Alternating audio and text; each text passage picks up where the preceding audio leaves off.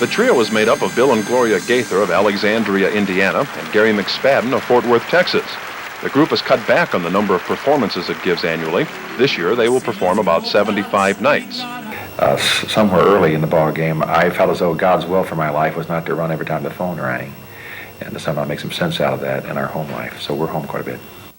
What about rehearsal time? Getting the trio, backup singers, and the band together at the same time can't always be easy. We grab that whenever we can get it. Even setting up for the program tonight, we're trying to grab a few minutes. And we do a lot on Mondays and Tuesdays at home when we can get everybody together. Of course, we've got an organization. As you saw, we have about 20 people now. And to get everybody together to do that, it takes some time. Bill and Gloria have written over 300 sacred songs. One can't help but wonder how the parents of 3 children find time to be performers and parents, plus write sacred music, which in many cases has become very popular in the sacred music field. How much time do they spend in writing music? That's really unpredictable because we usually write songs whenever we feel something deeply enough, and when those times come, we just stop and take time. Whatever else is scheduled that day has to take a second place.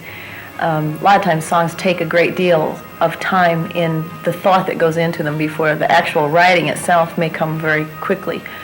But the weeks or months or sometimes years of toying with a theological concept or some kick we're on at the time may take a long time. The Gaithers have a recording studio in Alexandria, Indiana.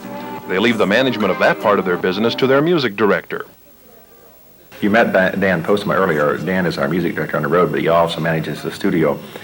I think one of the things that Gloria and I wanted to do at this stage is the fact that is to try to duplicate ourselves into some younger people. God has been good to us and has blessed us.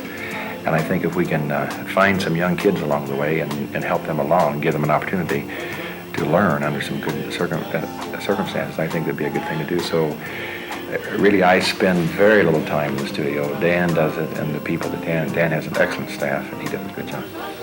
A husband and wife, both former school teachers in small communities of central Indiana, now part of one of the best-known sacred music groups in the country. We'll find out how it all began for the Gaither Trio in our next segment.